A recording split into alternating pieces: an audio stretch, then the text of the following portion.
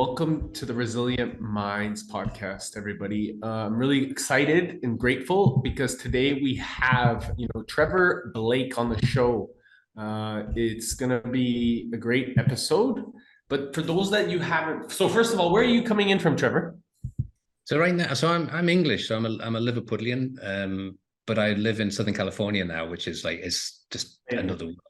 So I honestly I've never grown up because I feel like I'm living in Disney the whole time. It's like this is like Disneyland here, so it's bizarre.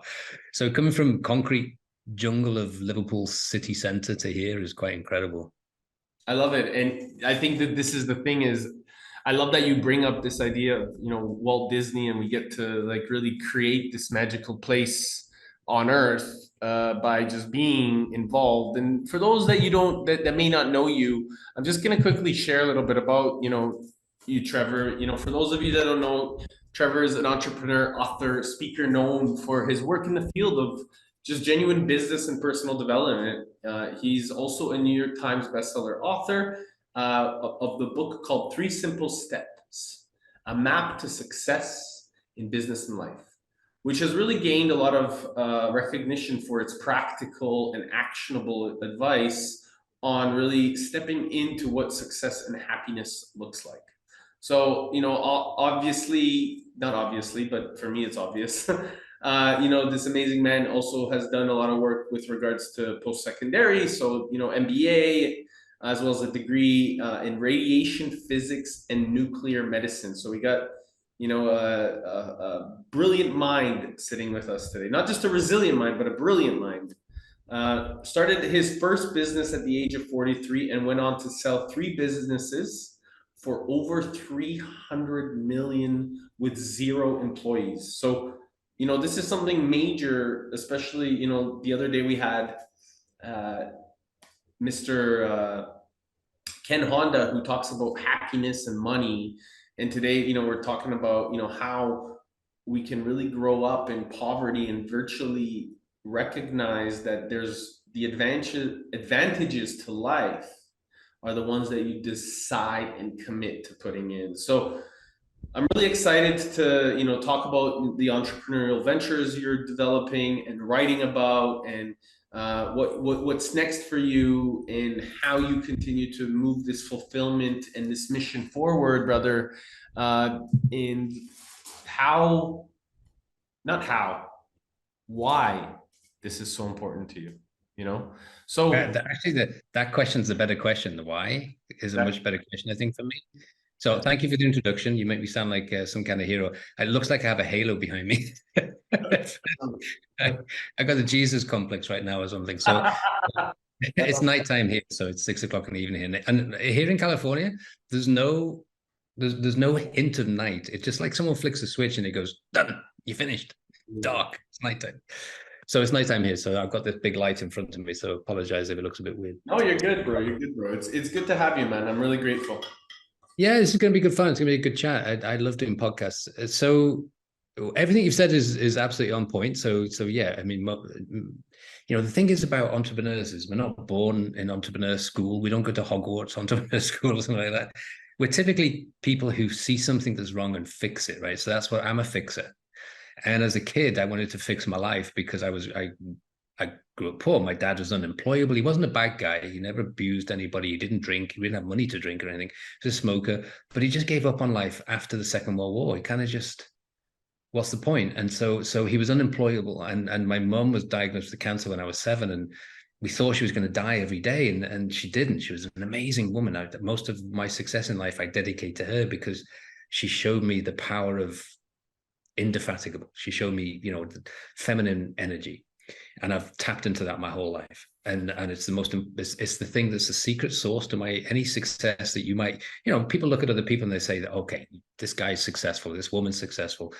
But we judge that, right? What his success is. I would say my success is being smart enough to observe my mum's spirit and then my wife's spirit, who I was married to for 40 years before she died in 2020, and being able to kind of, I want to be like them. I want some of that, I want 10% of their intuition, 10% of their power, 10% of their determination. And so I kind of grew up, mind boggled by the power of these women. And I've taken that into the business world. And that's pretty much it. And, you know, we could quit this podcast now, and that would be enough for everybody. Like, you know, tap into your feminine energy is kind of what my message is. So I was lucky enough to have the common sense to observe that power to take control of one's life experiences, even in the direst circumstances of a doctor telling you. And I was there actually because we couldn't afford a car, so I had to go to the hospital with my mum because she wouldn't leave us at home. I was only 7, so I heard the diagnosis. Oh, you're going to die in 6 months. And I heard through the thin walls in the hospital, I heard my mum say, "Young man, I'll decide when I'm going to die, not you." And I thought, so I've taken that into my life. So everyone's written me off at every stage of my life. So when I was in school, they offered me an apprentice manager's job. They said, "Here's an application for an apprentice manager at a chicken packing factory," right? And I said, "No, I'm going to be an officer in the Royal Navy." And my mum supported me, and she took me to the recruiting office, and they laughed at us because of the way we were dressed. And she said, "Give him the application," and he was terrified of us, so he gave it. So I become a naval officer, and then from naval officer to traveling, and then from traveling to business, and then from business to my own companies. All of it always with people in front of me saying, "You're not good enough. You'll never make it. You're not smart enough." And yet here I am, right? So what you've said is true. I have not earned every cent of all of those companies that I've built, obviously, because I have investors, but I'm not complaining either. So I've created 7 companies right now. Total value is about 900 million. I wish I had all that 900 million, but no one ever does, because the more investment we get, the more diluted we get. But it's still a pretty good story. It's a fun story around a fireside, with a glass of whiskey or something. It's like, yeah, this is a pretty good story coming from that and getting to here. So what I've done is I've decided, I don't know what you think about the world of coaches, but I'm so fed up of meeting coaches who have no experience of actually achieving anything. They've gone to a stupid seminar for a weekend and walked on hot coals, and they get a certificate, and now they think they can advise people on how to live. And I used to fall for that. I used to read every self-help book, every personal development book, I did all I'm going to date myself now, but cassette tapes, Wayne Dyer and Jack Black and all of those people. And I learned a lot, and it made me feel better about the life I had. It gave me hope. Didn't give me a better life. And so I finally, after I sold my first company, which is a cool story because I fell out with my boss and I said, "I want to do this." And he said, "You're not good enough. You don't have this. You don't have that. Don't be a fool." And I went and did it anyway. And I started with a few $100s, and then a few years later sold it for 105.5 million. That's a good story, right? That's a good number. It's a great story. And I've repeated it a few times since, but it's a great story. And I got the chance to get back into his face and show him and watch him choke on a sandwich, which is, pretty cool thing. But to be able to do all of that and at the same time remain the same person you were when you left Liverpool, like I'm still a 7-year-old kid. I'm still holding all those wonderful, amazing quotes that my mom seemed to pull out of the air, that my wife for 40 years was somehow able to say, to say, "Look, I know this." And I would say, "How the hell do you know?" And she'd say, "I just know." I said, I want that. I want a piece of that. I'm going to learn that. And then put it all together into a program and then teach it to other people and then see them go off and do even better things than I've done. It's just I feel very blessed. I'm a very, very, very lucky man to have had this life experience and be where I am right now. I would challenge the luck, and I believe that you created it. And personally, brother, I really just want to acknowledge, everything that you've accomplished. And it really doesn't. I don't believe it has anything to do with luck. I believe it has something to do with something greater than ourselves. Call it the intuition that our great, mothers and grandmothers have passed on to us. And this feminine force, our creator in her everlasting wisdom, has allowed us to come through in the way that you get to support and serve. And so it's fascinating that you talk about mom, your mom. For me, even, and your wife, by the way, and my condolences wholeheartedly. I'm She's certain. still here. She's right here now. Yes, So don't worry about that. absolutely. I love it. She's Yes. You taught me to build a psychic. This might be a bit weird for your listeners, I don't know, but so we had 6 days in ICU where we knew she was going to die on the 6th day because he pulled all the stuff off, all the treatments, and she coached me in how to build a psychic bridge. And for 3 months afterwards, I refused to do it because I didn't want to. I wouldn't accept that she's gone. You know, it was kind of, that was like dark days, and so the darkest of days. And so but then, and so she tracked me down and she basically smacked me around and said, I told you to do this and you're not doing this stuff. So finally I did it, and now I have the psychic bridge back to her where she's ever present. And it's different. Yeah, you say so. It's different though, but it's a different. So when we were together physically, I kind of had to interpret, what did she mean by that? You know, you have these conversations with a partner, like, and they say something, well, what do they mean by that? And you kind of misinterpret it sometimes. And especially with women, you know, they'll say, you know, 25 years ago, you said this to me. And, you know, they remember this stuff forever. And but now it's so clear. It's like there's no interpretation required. It's like specific. I told you this, do this, go there, turn left, go forward. It's amazing. It's the most, it's an incredible, it's as strong a relationship as it's as strong now beyond the grave. And I know that sounds weird probably to a lot of you, a lot of people listening to this, but it's as strong now as it was when she was physically present, but in a very different way, very specific and very open. It's presence. It's the now. It's knowing that that bridge actually between any of the worlds is right now. It's us defining and reacting no more, and responding instead, and allowing that deep connection to continue to move forward through you, as you then also, like I said, listening, or like I showed, listening to what's happening around us, because we're always being communicated with all of the dimensions. And so this is what I'm really excited about, because you talked about the feminine force and feminine energy. And actually, yesterday was my mother's birthday, and I attribute a lot of my success also to my mother, because she's always been, just go, just do it. If you believe it, stand tall for what you believe and continue moving forward. And also listen. So that's funny. She would use that phrase, stand tall. My mum used to tell me that. She'd be putting washing on the line and I'd be helping her. I had the peg bag and she'd be pegging on the line. And she used to say, Trevor, stand up tall, which isn't easy for me because I'm 5'8". Stand up tall, look the world in the eye, and you can be and do anything you want. She used to tell me that all the time. And as she's telling me, she's got nothing, you know. It was, and I didn't doubt for 1 second that she was right. But you know, you mentioned before, like, you know, so I'm a physicist by training, and the thing about being a physicist is not that you learn something and you get to a finish point and you say, okay, I know it all. You never know anything.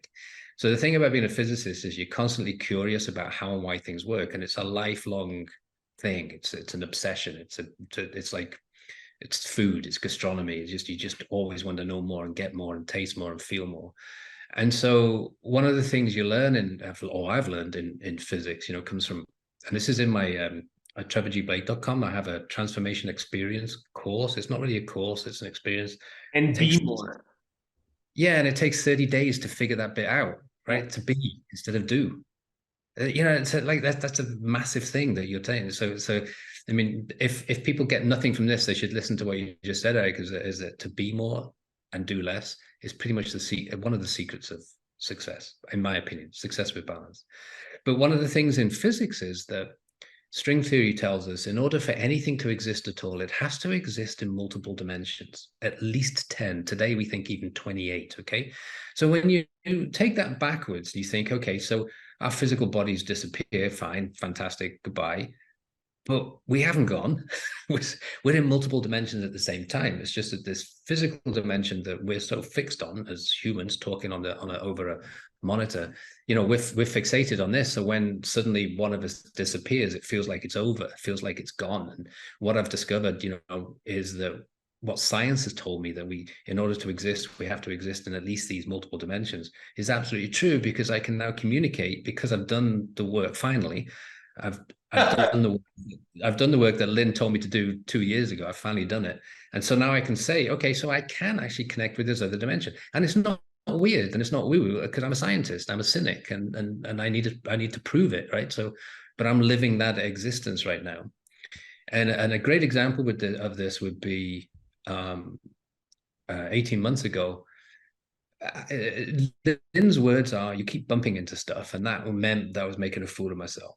I went to a whiskey tasting evening and I drank too much and I tried to kiss a woman and it didn't work out and it was a horrendous experience. And next day I'm sat on the couch and I'm feeling really sorry for myself and embarrassed.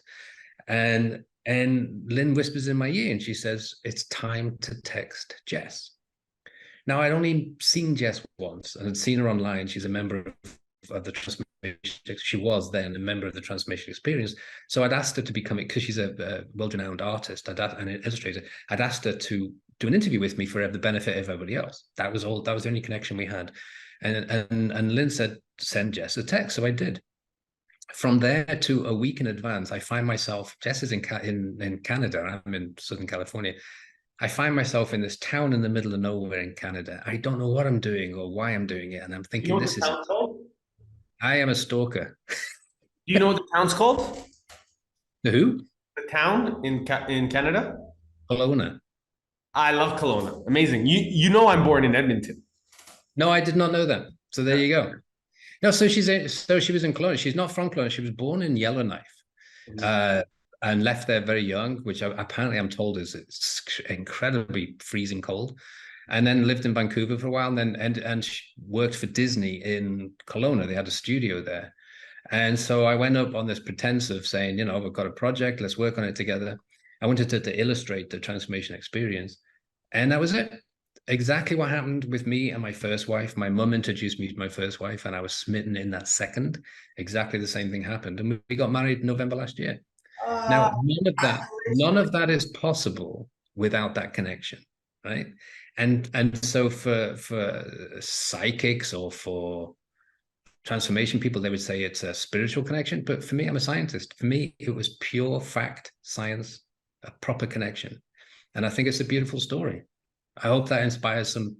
Obviously, someone who's going to listen to this needs to hear this right now. And honestly, it's so important because the language, it really comes down to what resonates with each person, right? So, like for you, the physics was an important part of the language Right. for you to Right. That's my understand. language. Yeah. It was the language for you, and for me it was spirituality, or it is spirituality, and having the combination of bringing that together with business and entrepreneurship and different ways of communicating with our higher power, our higher selves. As a result, it gives us this resilience to step into any environment and change the environment, really. Absolutely. Absolutely. So you use the word resilience. I might use the word confidence because I honestly think, all the studies everything I've read about what makes some people successful and similarly looking people with similar intelligence, similar IQ, not so successful, it always seems to come down to self-confidence. And you can build that. I'm not naturally self-confident. I'm an introvert. And so you can build self-confidence for sure. But when I do that, when I get into this realm, I find that if I focused only on spirituality, I'd say, okay, I manifested something. If I focus only on physics, I'll say I played with energy in a better way. Okay, but it was the same thing. It's exactly the same thing. So I don't see them as separate silos. I probably never had, but now I with my books, so 3 Simple Steps in particular, I kind of cement that in that these are not separate silos anymore. It's basically it used to be that science was here and spirituality was there, and now I find they're bedfellows. And science actually shows now that, because we've discovered this thing called the Higgs field, which is fascinating. When I was growing up at school, I was always taught in physics that between the atoms is empty space, and it didn't make sense because surely it would all collapse on each other, but that's the way I was taught. And now we know since 2012 that empty space is filled with an energy field, and that basically means that everyone is connected to everyone and everything to everything. And that's so profound because that also means that we're also connected to the past and the future because everything's connected, which means that we have the ability, whichever way you want to do it, whatever tool or technique you want to use, we have the ability to tap into future solutions and ideas or people and tap into the past and change the things we think damaged us or the things we think we did wrong that hurt other people. We have the opportunity now because we know the Higgs field is real to kind of, I call it the cosmic glue. We have a chance to swim in the cosmic glue and fix our lives. And that's a beautiful thing. And I do that with my companies. That's what I teach in the transformation course or transformation experiences, is how to play with energy in a different way that will allow you to have better life experiences that last through your life. And I think it's a beautiful thing. That's how I build my companies. I don't kind of sit at a desk and conjure up a business plan. I've never ever written a business plan. I just decided to go fix something and figure it out. This is something profound because, Balanced Media Ventures is really focusing on redefining culture. And we're really congruent into how can organizational culture really transform into a new perspective of really tapping into that level of energy, of really this self-management theory that has been happening for billions of years, because that's the evolutionary code of what that interconnection has cultivated. And so how would you approach, for anybody listening that may be curious about how they can interpret this energy into their own business skills, or maybe into their own executive leadership teams, or maybe into their own corporate culture, what would you do to help them redefine culture? So it's really important to understand what energy is and is not. It's essential, and the knowledge of that. So here's a wonderful thing about knowledge. Knowledge is energy too. Everything's energy. Thoughts, words, everything's energy. We can measure it. We can put you under an MRI and measure your thoughts now. So knowledge is also thoughts, and if we allow knowledge to sink in, it becomes wisdom. So you get more than the sum of the parts. So, you read a book, but then you go sit under a tree and then you come out and say, how the hell do I know this? This is me. So we have this ability now to play with energy in a kind of a smarter way. But in order to use any tool effectively, you really have to understand it. So what is energy? So remember, so scientists have real trouble describing what it is that they've discovered without using labels, okay, or pictures. It's really hard to describe something like energy. The truth is that energy doesn't exist. There's no such thing. It's a label. And it's a label for the fact that everything in the universe is in a constant state of motion. Everything. Nothing stays still for a second. As you're sat in your chair, you're actually traveling at 3 million miles an hour through the universe. Right? You're spinning and moving in this direction. You feel like you're sat still meditating or watching TV or whatever it may be, but you're spinning out of control through the universe. Everything's in constant state of motion. When we pause in time and we take a snapshot, like a iPhone photograph or something, in that moment we can measure something, and when we do that, we say, that's energy. We give it the label, but energy itself doesn't exist. It's just constant change of motion. When we look at the energy, we say, how can we describe energy, this constant state of motion? We say, well, it's a wave. We'll give it a wave. We'll draw a wave. That makes sense. That makes perfect sense. It's up and down and swims and all the rest of it. In reality, in string theory, it's jiggling strings of energy, but they still move like waves. And most people would say up is good and down is bad, like the peak and trough. But it's all one wave, and you have to experience all of that. And you have to understand it. So you can do one of two things. You can resist it and stand back, and you might observe a peak and have a good day. You might observe a trough and have a bad day.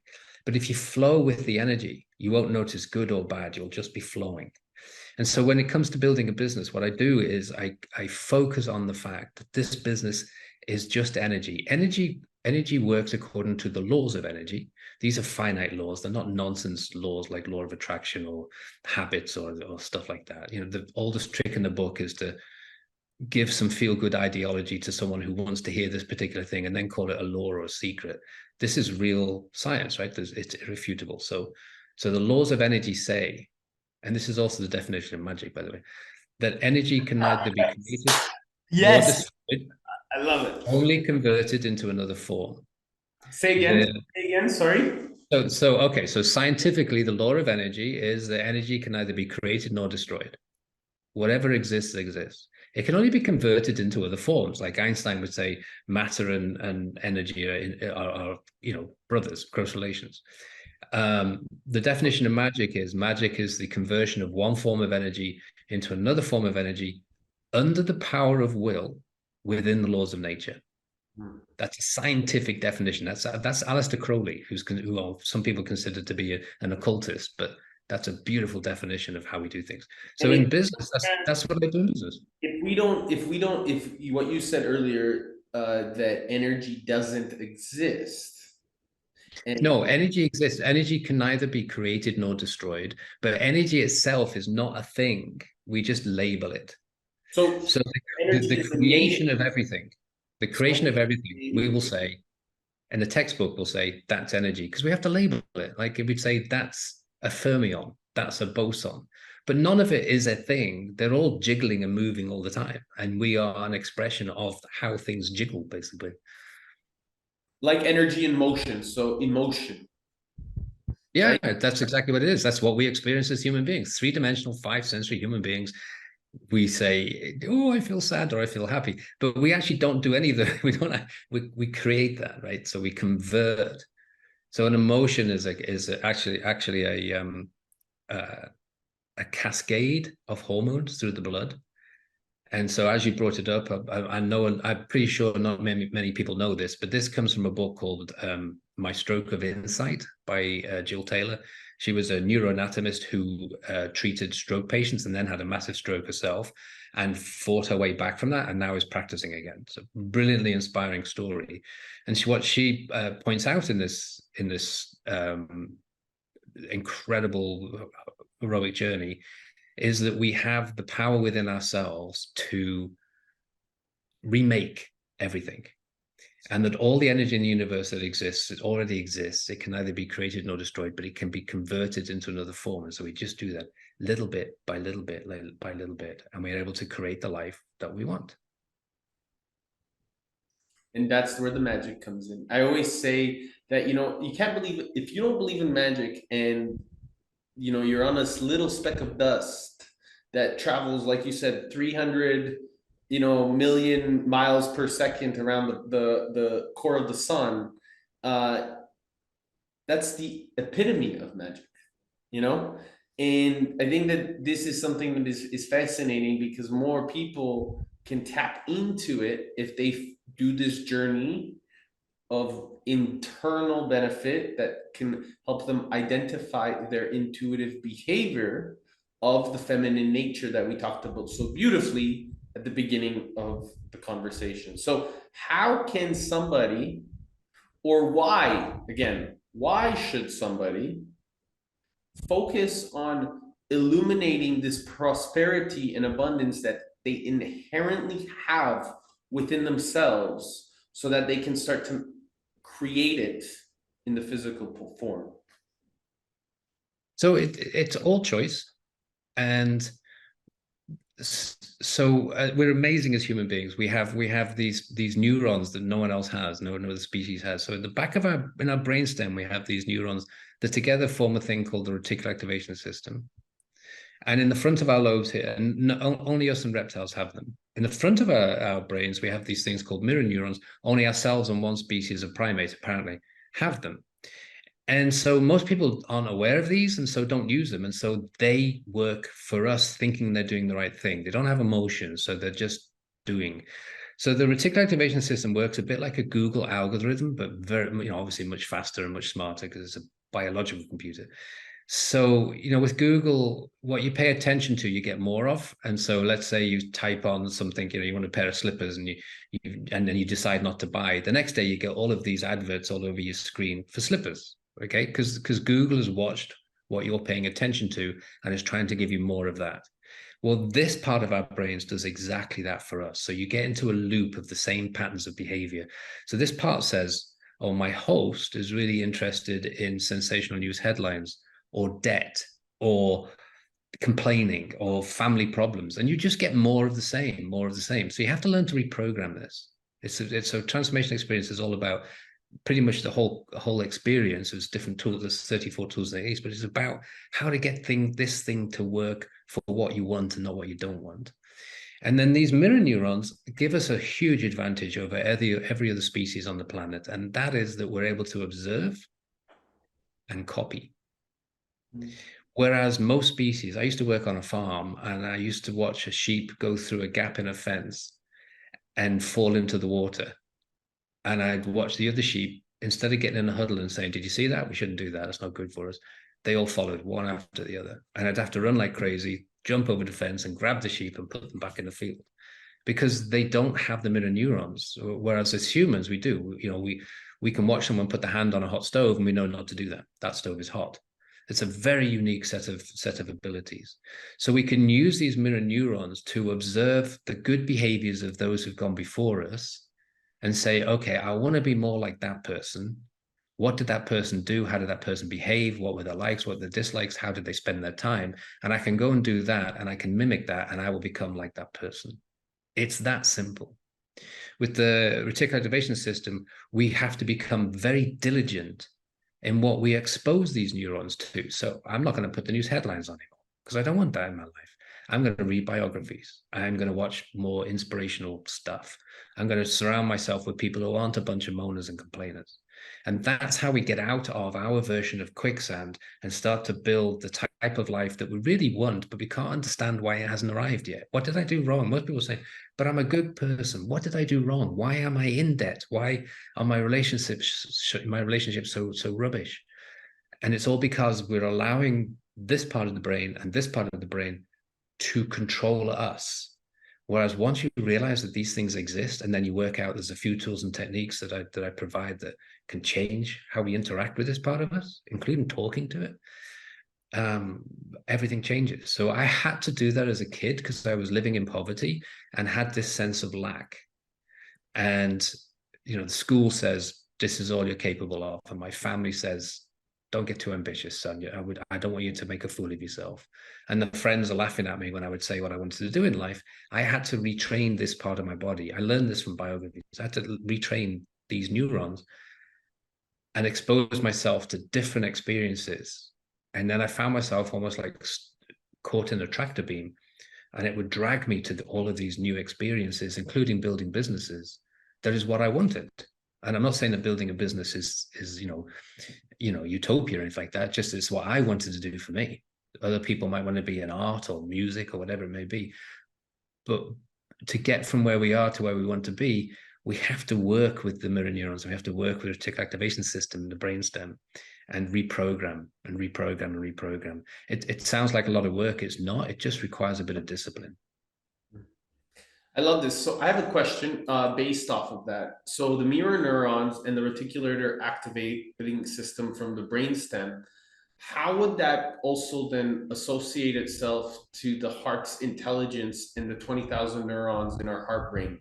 So how does that then allow that connection to come through so that people can also listen to that intelligence coming through them?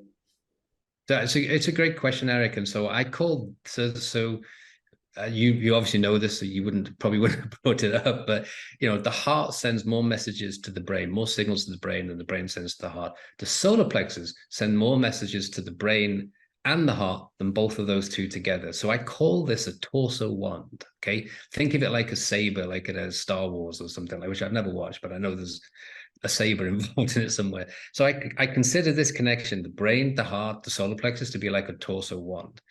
It is an opportunity to reflect the way you want to play with energy into the physical world. So we are three-dimensional, five-sensory beings.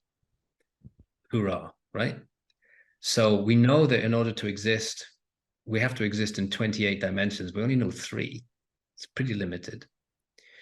We view the world through our eyes, which see 0.0035% of the electromagnetic spectrum.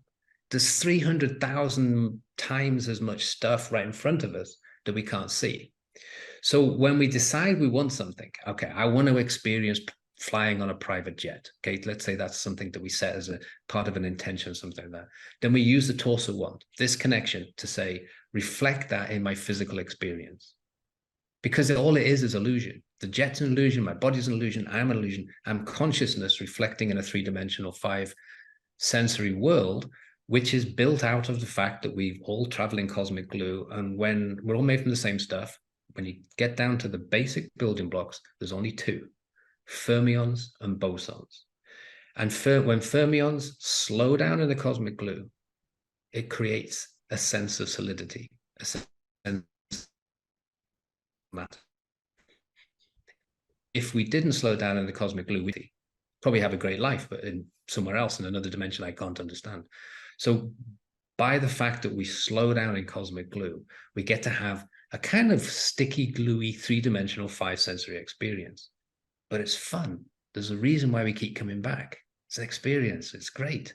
Emotions and physicality, taste and sound, and all that, the smells. And I think the most underused sense is the sense of scent, the smell. And so when we know that, then we can use our torso one to say, okay, I want to experience what it's like to own an Aston Martin DB12. And we create that. And we get to have that experience. All of it's an illusion. All of it is within our power to create and have, if we just learn how to reprogram the reticular activation system and the mirror neuron. And that's all there is to it. And that's what I do with businesses. So I come up with a winning idea. I haven't got a clue what I'm doing. I've got no skills. I've got no talents. And I say, I'm going to turn this into a winning company. And I just make that happen.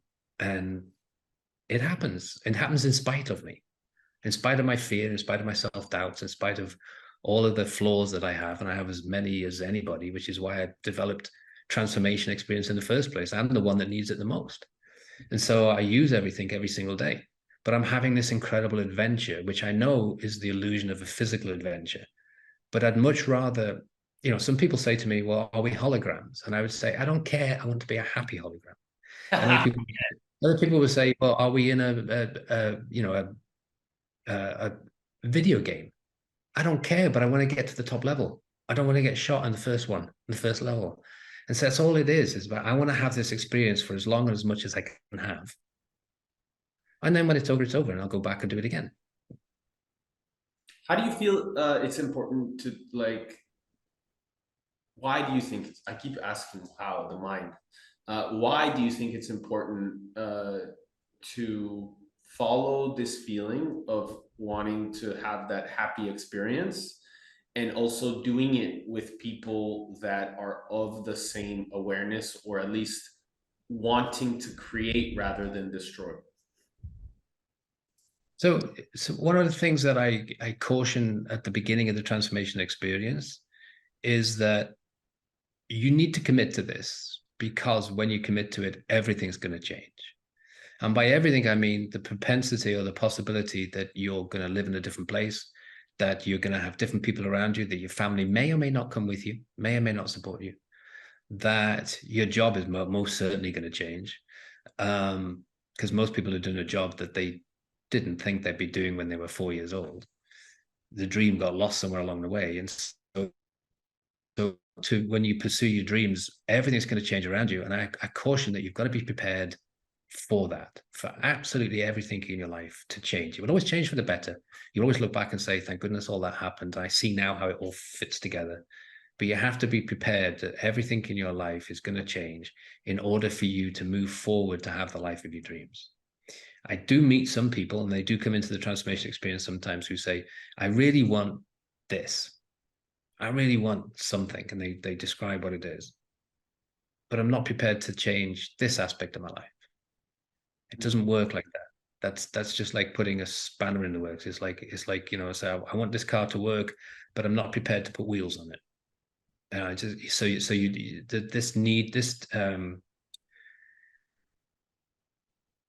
This power to have the life of dreams requires that you unravel all of the crap that you've put together up to this point in time that's put you in quicksand, that you jettison that and you start to build a whole new life. I found in my life that as I've had more and more different experiences, the people who are around me have automatically left and others have come in, and left with blue light, left with no animosity or anything, just drifted away. And other people have come in, and now, okay, so this is the space crew I need now to get to the next level. And then they go away, and the next crew comes in, and you go to the next planet, and all this kind of stuff.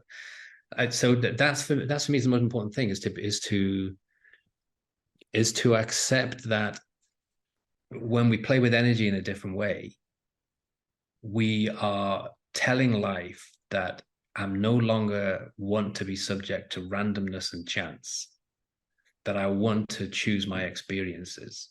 And when that happens, life will say, okay, thanks for telling me. So here's what's going to happen. And this person's going and this person's staying. And oh, by the way, you have to now go and live in Seattle instead of Florida and all this kind of thing. It's a beautiful, beautiful thing. But you've got to be willing to be totally free to respond to the clues that life gives you. Beautiful. The clues, the listening. It comes back to the listening. Yeah, absolutely. They're always there and they're all around. Our egos, I think, prevent us sometimes from hearing them because we don't want to. And most people don't want to go backwards to go forwards. But think about it. Most people before they take control of their lives have probably spent, 20, 30 years tying knots in themselves. And life has to undo those knots. It's going to take a while. And in order to undo those knots, it's going to feel like one of these. So it's going to feel like you're on a winding staircase. This is a winding staircase. Someone just gave me this as a gift a couple of weeks ago. So it feels sometimes. So in 3 simple steps, I described this. Like if you were from Mars, you arrived in somebody's lounge and you say, "Oh, I need the bathroom," and you point out, "So the bathroom's upstairs," and the Martian's never heard of a stairs before, and he steps on the stairs, but he can't see the bathroom. Where's the bathroom? And he goes, and it's going around in circles, and you think, you're lying to me. You're trapping me. I'm heading for nowhere, because they don't understand stairs. And so I always say that life is a bit like a winding staircase. It's sometimes you and I know where the bathroom is, and we know exactly where you're going to go if you go up the staircase, but you're going to have to be prepared to go in different directions to get there. That takes a little while for people to get, especially in business. We start in business and we think, okay, I've got a winning idea. I'm going to sell this company for $100 million. It's going to be a straight line to success. Well, it never is. It's like this, and it spins and it comes, and it turns out to be not what you expected. But the fact that you were in it in the first place and had the dream of success, it'll get there eventually, but you won't be able to predict it forward. Once you get to the top, you can say, "Oh, I see, it was spiraling. Oh, I get it now. Oh, and there's steps. I get that now." But as you're trying to go forward, it just seems so confusing. It's like, how can I possibly make this happen? And so, but when we look back, we can say, if I hadn't met that person, that wouldn't have led to that. If I hadn't have been there that day, I'd never noticed this. And that's what you just have to hold on to the dream and be prepared to be on a winding staircase. Beautiful, beautiful example of spiral dynamics and the importance of really creating that level of awareness, because our life is not a circle. It really is a spiral, and it's a spiral upwards if we choose to make it so. So just something that I really want to acknowledge. And I think the way that you illuminated that and presented that is really, really empowering. How can somebody step into that if they're not completely unaware of where the next step is? So one of the things that I teach in transformation experience is the power of intentions. And I use a formula because I think it helps to know that stuff is based on science. And the reason I do that is that you don't even have to believe in it. And I think belief is, things like law of attraction and all this nonsense. It's one of the problems with that is that you're forced to kind of believe in it, and that puts stress on you. And if it doesn't work out, what am I doing wrong? And I'm not believing enough, and I'm not doing enough. So I try to take that away by giving you a scientific formula, or giving one a scientific formula. I call it the 5 Ps, and so the 5 Ps, like, do it this way. And so there's a free Science of Intentions webinar on trevorgblake.com, so you can get the 5 Ps. I won't bore you with them right now, but basically, if you follow a formula and you keep in front of you this constant, so I call it time imagination, because time's an illusion. It takes a while to understand that, but time is an illusion. So the past, present, future are constantly around, they're constantly available. If we know that, we can tap into that. That's really powerful, and we can change both.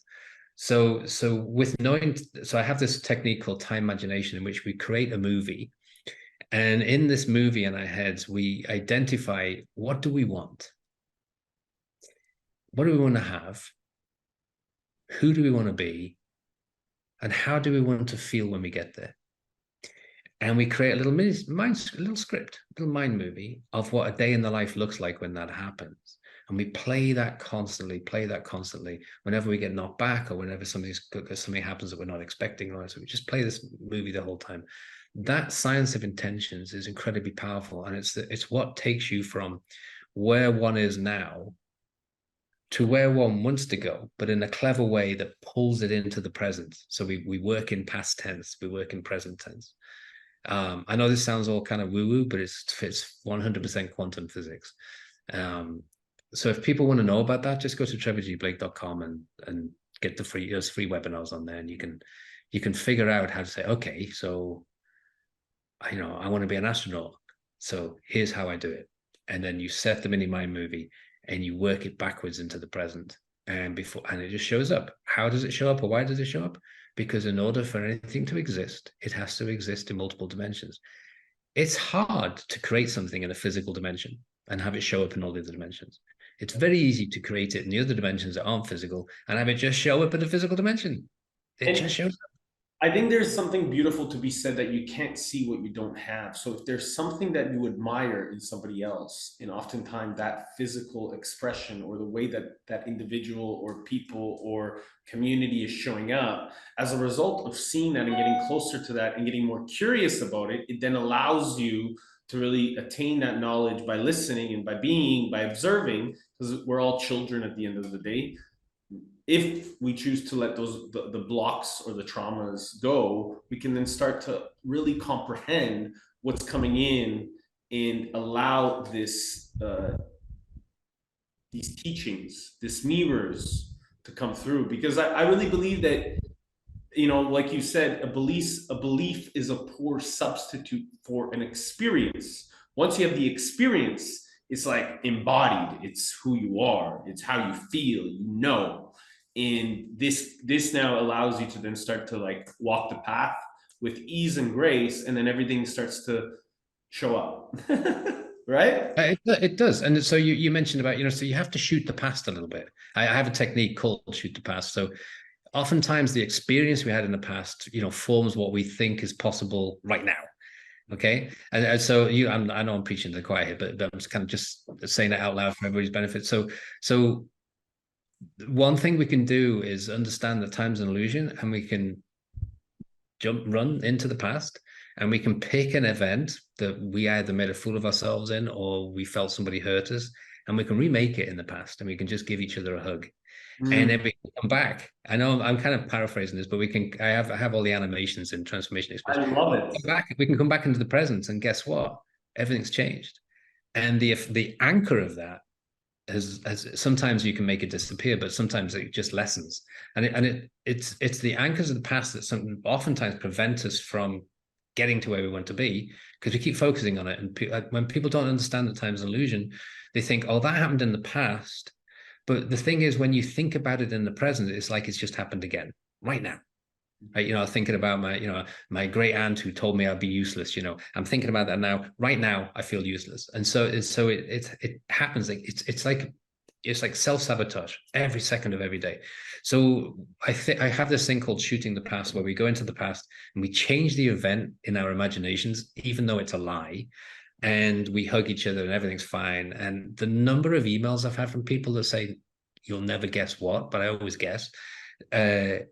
I did this with Bob, and an hour later, Bob called me, or I was on Facebook, and Bob came into my page and said, "I'm really sorry about what happened in the past." And it's just amazing how it kind of self-cures, but only because we're prepared to fix it and let it go. And when I was mentioning before about Jill Taylor and the stroke of insight, one of the things I meant to mention was she points out that emotions are caused by a hormonal cascade, and it flashes through our blood. But what causes that emotion only stays in our blood for 90 seconds, and it's gone. If we still have that emotion, we're choosing to hold on to it. We're embracing it. We're keeping it. We want it. We want to feel this way. And we have the perfect permission and opportunity to just say, oh, the emotion is actually gone. It's physically not present in me anymore. The hormones disappeared after 90 seconds. I can actually let go of that. And when you combine those two, the shooting of the past with the understanding of how emotions arrive and dissipate, then you have complete control over letting go of all those things that you know, but you can't figure out how to stop it holding you back. And most people, I find, are not afraid of their future, but they are held back by stuff that happened before. It makes them think they're not good enough, or they're not strong enough, or they're, or people who are successful have access to a Hogwarts school of success or something. They don't realize that everyone's making it up all of the time, every second of every day. So when you let go of the past, it allows you to kind of face this opportunity of I can be and do and have anything I want right now, as soon as you let go of the past. Beautiful. Such a beautiful way of putting it, my friend. Brother, I really just loved our time together. I think that you've really delivered so much presence and value. I'd love to know if there's anybody that's listening or watching back. What's the best way to find out more information about how people can reach out to you, connect with you, work with you? What does that look like? Where should we send them? Let us know. Whatever resources. All right, thanks for asking, Eric. So everything's very simple. It's at trevorgblake.com. Cool. All my proceeds for everything I do, the courses, the books, and everything go to my favorite causes, my favorite charities. I have a animal sanctuary, which I just absolutely love, and I have a cancer treatment development company. It's a non-profit that's developing a non-toxic treatment for cancer. So everything goes into that. So I add that to this conversation only to show that the reason I'm doing this at all is because I feel there's a lack of authenticity in coaching. There's so many coaches who have never achieved anything before whatever message they're selling is caught on by a book or a course or Oprah or something like that. So I am, if you want authenticity, somebody who's built and sold several companies, somebody who has really powerful non-profits, somebody who's a New York Times bestselling author, and also I have 2 blockbuster movies. That's a success with balanced life, right? It's not one thing. It's like doing all the things that I love. Writing, filmmaking, company making is all done from the same tools and techniques that are available in Transformation Experience. And if you want to know more about it, go to trevorgblake.com. And I think we have a Black Friday event. I'm not sure. I don't do the admin side of it. Other people do it. I just provide content and try to make sure that it's on point. So trevorgblake.com, there's loads of freebies. You, even if we don't meet again, there's some magical stuff on there. So enjoy it. Amazing. And last question, if you had 3 days left to live, what would you be doing? I would be having sex with my wife for all 3 days. Beautiful. Gorgeous. Wow. Love it. Amazing, my brother. Thank you. Thank you just for your time, your energy, your wisdom. Is there anything else you want to add? No, this was a great conversation. I really appreciate it. Great questions. And I love podcasts like this because it just flows and I feel there's a magic. I never know what's going to happen or what we're going to talk about. And I always think that sometimes, so I take great care to connect before we connect physically. So I meditate and all the rest of it. And I often think that some of the messages coming through are coming through, even if they don't answer a question directly, because someone needs to hear it. And so if you heard something and you think, wow, it's like he's talking to me, I probably was, but it wasn't me. So I hope that helps somebody somewhere. You're a blessing, my brother. Hey everyone, and thank you so much for listening to The Resilient Minds. I hope you enjoyed the show. Please make sure to go comment and like and follow us on iTunes or Spotify, and please make sure that if you really love this, to share this episode and make sure that you're inviting all your friends to like it as we continue to unfold what the beauty of our minds does. More importantly, how powerful our heart level of intelligence can be when we combine our heart and our brain together. And more importantly, make sure you take the time to take a look at what we're doing at Balanced Media Ventures and how we can actually really support you in doubling your impact, your income, and your influence, and how you can bring your life's greatest vision into your purpose and create it from that level of reality. Talk to you soon.